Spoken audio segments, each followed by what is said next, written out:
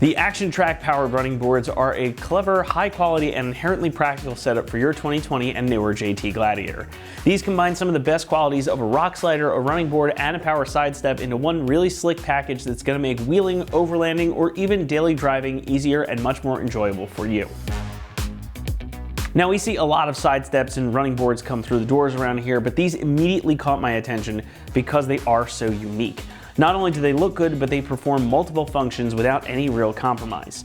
So these are a powered step, as the name would indicate. The 3-inch wide steps drop down 8 inches from this main housing here, which results in a step surface that is about 15 inches below the actual door sill of the truck. There's also a 4-inch wide step pad on top of the housing, so these effectively have 2 steps in one, which is definitely not something you see on other steps. Each step has additional grips on top here, and there are even integrated LED lights to make it easier for you to see in the dark.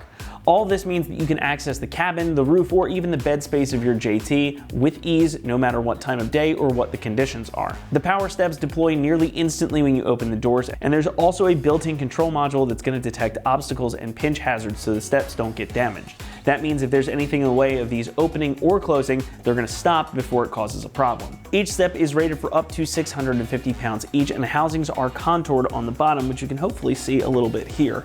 So these things are pretty strong, and they also tuck up pretty close to the rocker panels, so while these aren't dedicated rock sliders, the size, the strength, and these contoured edges here mean that these will help you slide off of rocks or other large obstacles should you encounter any on your travels. And it won't take away too much from your ground clearance either. Now, this is designed to be pretty much a plug-and-play kit as well, so there's only minimal wiring to complete, making installation pretty straightforward, but we'll talk more about that in a few moments. The housings and steps are made from 6061 T6 aluminum that is finished in this carbide black powder coating for additional protection and good looks. Powering the steps, you'll find a single rotary motor that works quickly and quietly and doesn't require any maintenance. The housing also covers all of the electronics. These are actually almost completely closed off, as you can see. Again, not something we often find in powered steps. And that's going to help keep everything protected from the elements. So the electronics, the mechanisms, everything is all protected. The brackets and wiring are all included with the kit as well, so you've got everything you need to get these installed. As you might expect, these do command a premium price due to all these features and quality construction. The kit will run you about $2,300, so they are at the top end of the category. However, their unique combination of features, the integration, and the ease of use here is definitely worth it if you can find the room in your budget. Installation gets a 2 out of 3 on our difficulty meter, and the job should take you around 2 hours to complete. Now, you are going to have to route some wiring, get some things wired up and put away, like this control box here. But for the most part, these are plug and play. You really just have to, well, run power and ground through this fuse switch here and then plug everything in. So there's no permanent modifications needed, and again, only minimal wiring. We're gonna walk you through the entire installation process step by step right now. So for that, let's head out to the shop and we'll get to it. For this install, you will need a ratchet, an impact, 10 and 13 millimeter sockets, a pair of angle cutters, a 14 millimeter wrench, a small pry tool, and also not shown here is an extra set of hands or a floor jack to help you with your steps. What's up, guys? Today we're going to be doing some power side steps on our Gladiator, so let's get started. Alrighty, guys, so we're going to start off underneath the vehicle right behind our pinch weld at our rocker panel, and we're going to begin by installing our mounting brackets for our boards themselves. Now, these are designated by some notches that are on the outside of our back notch. Now, this is notch number 1, so this is actually the front one. And then it goes progressively to 1 or 2 notches, 3, and then 4. So now we're at the front center mount. That's gonna be 2 notches, and you want the bend of your bracket to face towards the front of the vehicle. So we're just gonna sit it in like this. Then we have a threaded hole in our chassis. We're gonna grab our provided 13 millimeter bolt, lock washer, and flat washer. We're going to thread that in hand tight. Now, we're not going to fully tighten these down just yet. We're going to leave that hand tight. Once we have that in place, we're going to grab 2 of our provided 13 millimeter bolts and flat washers, and we're going to get 1 through each of our pre-drilled pinch weld holes. These come pre-drilled from factory, so you don't have to worry about drilling them out.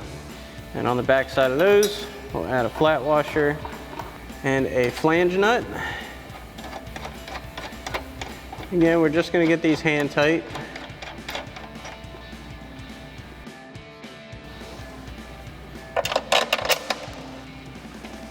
flat washer on the back, and our flange nut.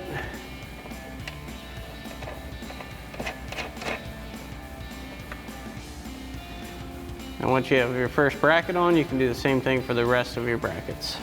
Now once you have your brackets loosely in place on this side, you can repeat the same process for the other side. Alrighty guys, so now we're under the hood and we're going to install the battery portion of our harness to our battery. The first thing we're going to do, however, is remove the inline fuse from our harness. That's going to keep our circuitry dead until we're ready to power everything up.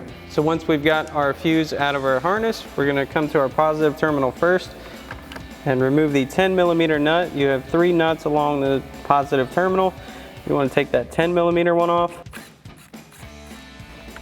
Be very careful not to drop that. We're going to install our positive terminal onto that stud and reinstall that nut. And we'll tighten that right back down with our 10mm socket. And once we have that on, we can install our negative. Once again, 10mm nut with our 10mm socket. Be very careful not to drop that.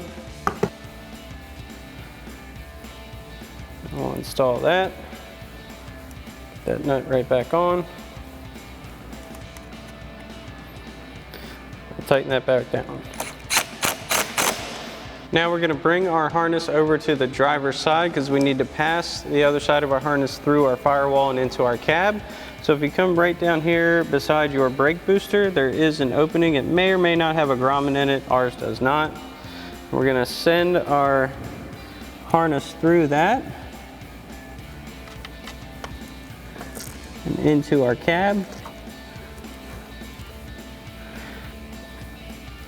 Now we're not going to secure this excess harness up out of the way just yet because we want to maintain some slack to have room to move things around as needed. So now that we've got that through the cab, we'll go in there and get everything situated. Alrighty guys, so now we're in the driver's side footwell of our cab. We're going to reach right through. Your harness should be dangling in a good spot. So now we have that through. The first thing we want to do, because we're going to need to pull up some trim and some carpet, we're going to remove all of our floor mats. So if you have the factory ones, just pop them off with their little locators, pull those out and set them aside for now. They're just going to get in the way. All right, so our next step is going to be to remove our front trim first. And what we're going to do is just grab the underside of it, just kind of pop that out. It goes out this way first. We'll work that out along the whole front of our kick panel. We can also pop this little trim panel off up front. Let that dangle.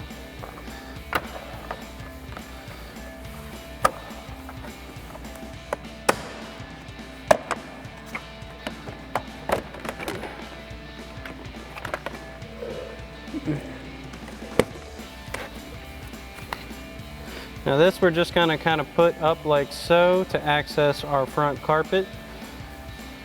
Then we can remove our seatbelt trim and our rear kick panel trim as well. All right, so to remove our lower seatbelt trim, we're also going to remove this center panel. Now it also has the other door hook panel. You can pop that out, just pulls right off. We're going to pop this off as well. That's going to pull this whole trim back. Now it is still going to be held on by your seatbelt, but we just want to be able to move it around and have access underneath of this. Now we can move on to the rear trim. So now we'll get our rear trim out. Again, now that center panel is kind of popped out, it's going to make it a little bit easier to work this out and off.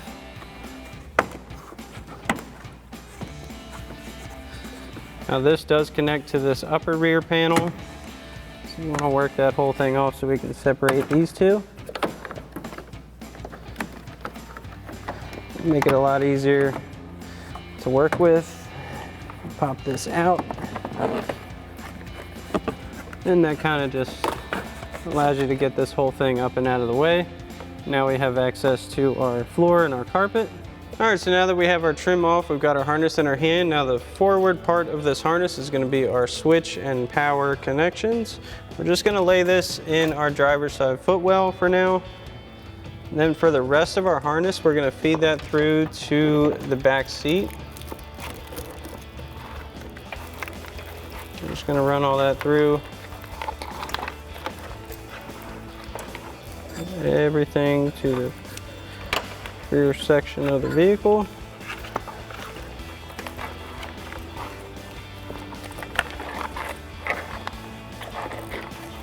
Now that we have our harness to the rear of our vehicle, we're going to plug our module in. Make sure that's nice and snug. Then you want to pull your carpet up. Now you can do this in sections, or if you feel like taking your seat out, taking the whole carpet out, you can do that too, but you just want to guide this through over to the passenger side of your vehicle, along with your passenger side harness. Feed that all the way through. Okay, now once you have your passenger side of your harness and your module passed through, we're gonna get our driver's side down under the vehicle so we can hook everything up. And what we're gonna do is come right under the carpet. Now you might see a bit of painted tape. That's gonna be for one of your body plugs. That's the one we're gonna use to pass through down under the vehicle. So we're gonna remove this tape. It is very, very sticky. So it might take you a second.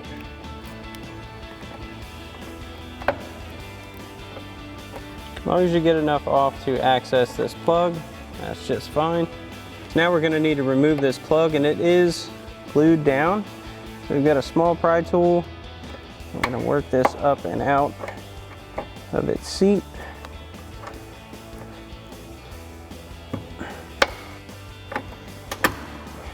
Pop that out of the way. Now doing this at home, you could drill this out and put it back in. For demonstration purposes, we're not going to do that. We're just going to set it aside. Now we're going to take our connectors for our actuator and our LED light. So that's going to be the red and black and the brown and light brown connectors. I'm going to send those through that hole.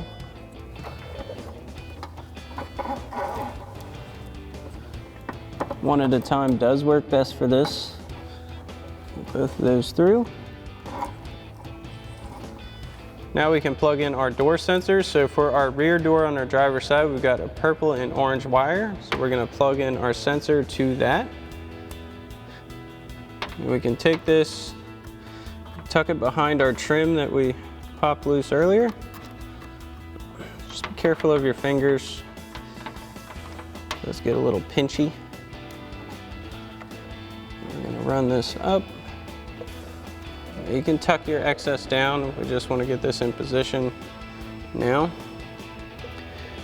Just want to make sure we have enough room for it to follow this.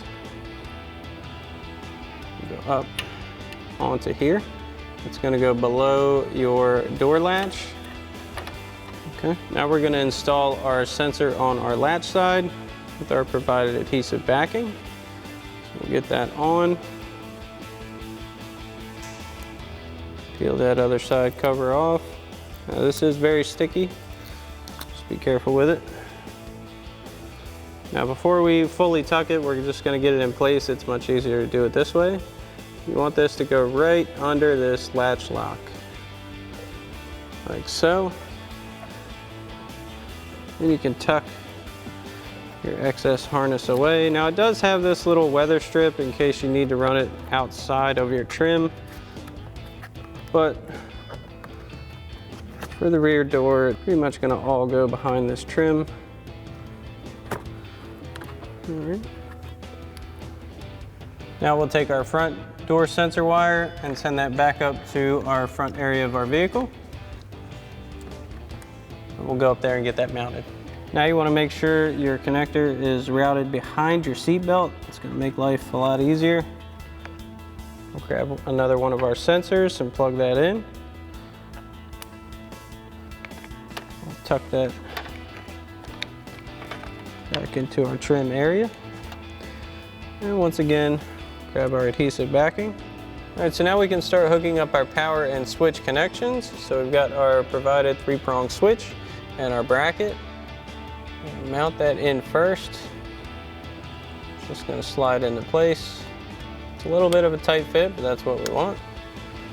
Once we've got that locked on, you got 2 silver and 1 bronze connectors. Our 2 red wires are going to go to the 2 silver ones. Let's click our female spade connectors on.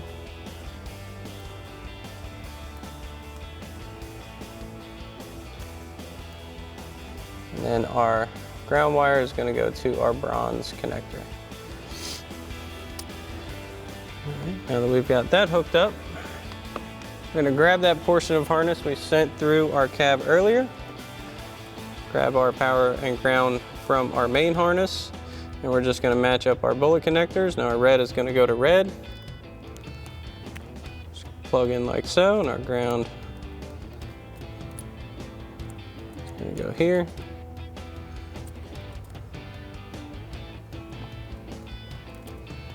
Make sure that locks in all the way.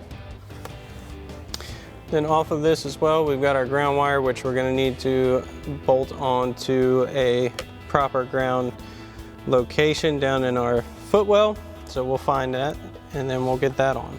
All right, so now to get that ground strap in place, we're going to need to come behind our kick panel, and there are 3 10mm nuts on studs that are proper grounds for this. It's pretty impossible to see unless you're looking right at it from this angle, but we've got a 10mm socket on a ratchet. We're just going to loosen one of those nuts up and get our ground connector on, and we'll tighten that back down. Then we're going to send our switch up through that little panel location that covers up our plug for our door and the strap. That's going to provide a nice little tucked location for it.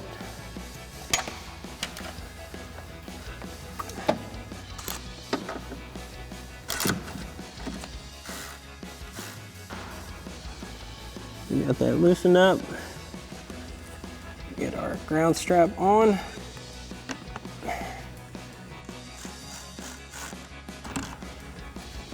Get that tightened back down. We're going to send our switch through here.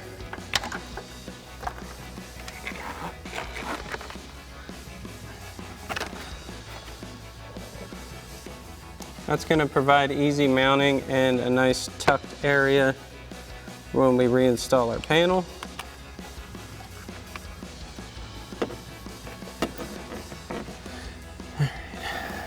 You have plenty of options when mounting your switch. It does come on this bracket, which you could bolt to something. However, they do provide you with a 3M adhesive backing.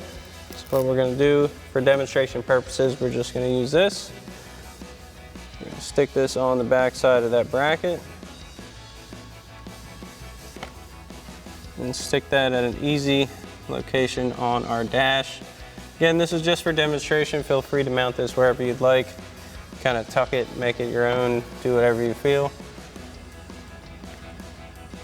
Now that we have everything in place on the driver's side, you can repeat these same steps for your connections on the passenger side for your door sensors and your steps. Then we'll tuck our paneling and get everything back in place. So we'll start lining this back up.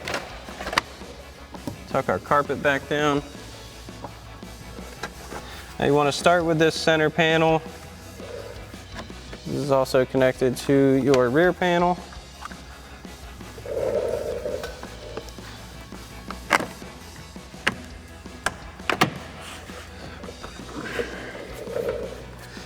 That line back up.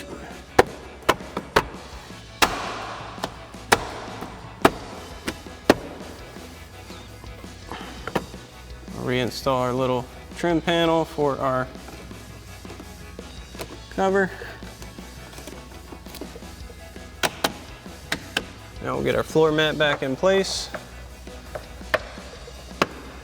And you can do the same for your other floor mats. Alrighty guys, so now that we have our bracketry and our wiring pretty much all set up, it's time to get our steps in place. So we're gonna grab the appropriate step. We're on our driver's side. You want your power plug to be at the rear of the step. Then we're gonna grab our 4 provided double bolt plates. There'll be 4 on each side. And then you're gonna find these slots. You wanna go into the lower of the 2 slots.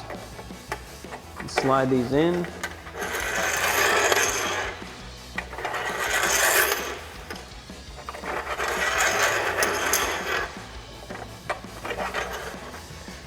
Then once you have these in place, we're just gonna bring this over and kind of get our bolt plates lined up to where we want them to sit before we install it. It makes life much easier. We get a general idea of where we want this to sit, like so. And you just want to put your bolt plates generally lined up. Your studs, and we can do a little test fit. They're going to go into the slots on your brackets. You can move these around a little bit to get everything to line up. And we want that to sit just like so. Alright guys, so now we're underneath these steps. Now if you have an extra set of hands to help you with this, go ahead and grab your buddy now. But if you're doing this by yourself on the ground, a floor jack is going to come in very handy. That'll help hold this in place. We've got all of our bolts lined up into our brackets. Then to those bolts, we are going to add a flat washer and a lock nut to each of our studs. Now once we get a few of these on and get them set, we'll show you how it's supposed to look. We'll just get these started.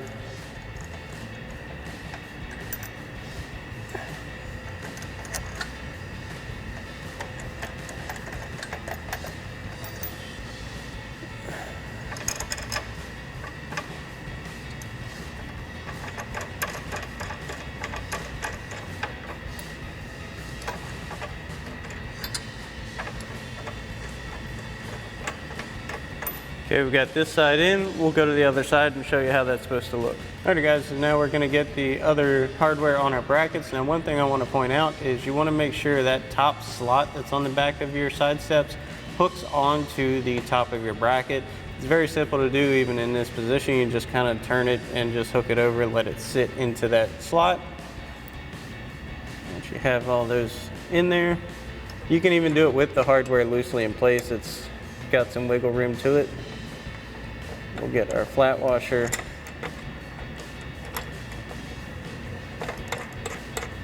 And lock that on.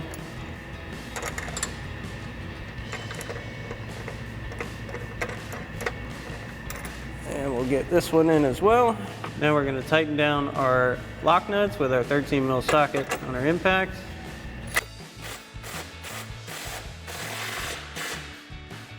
And you can do the same thing for the rest of your brackets. You just want to leave the very back nut loose for now. We'll show you what's going on with that. Alrighty guys, so now we've got all of our nuts tightened down except for this very back one. We're going to add in our bracket for our LED light. We'll take that nut back off. It's also going to act as a washer as well. So we're going to have that facing towards the steps like so. And then we'll tighten this one down. Now you're going to have to hold this in place. Next, we're going to get our LED light installed. So we're going to have to remove this retainer nut from the threads. We're going to slide our wire portion through. Your LED light set. And reinstall that nut.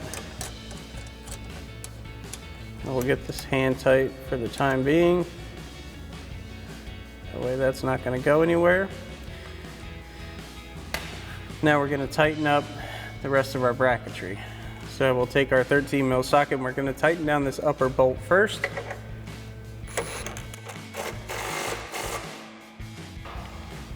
And we can tighten down our flange nuts on our through bolts.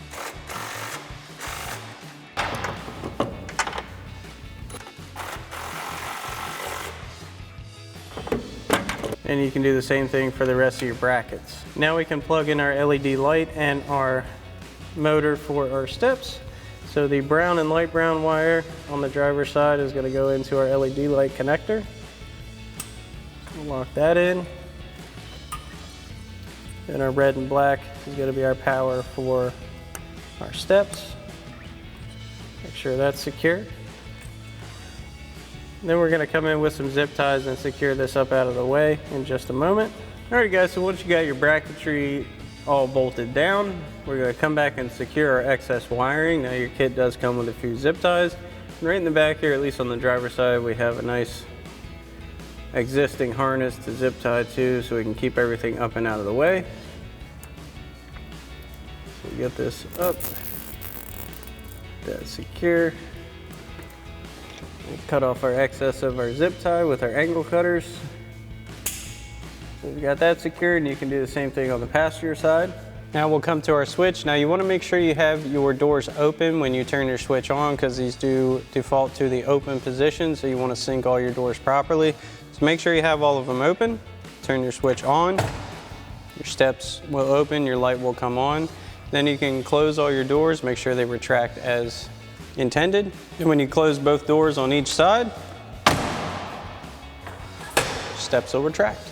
Alrighty folks, that about wraps up our review and install of our ActionTrac powered running boards in Carbide black finish for your 20 to current Jeep Gladiator JT. Thanks for watching, and as always, for everything Gladiator, keep it right here at ExtremeTerrain.com.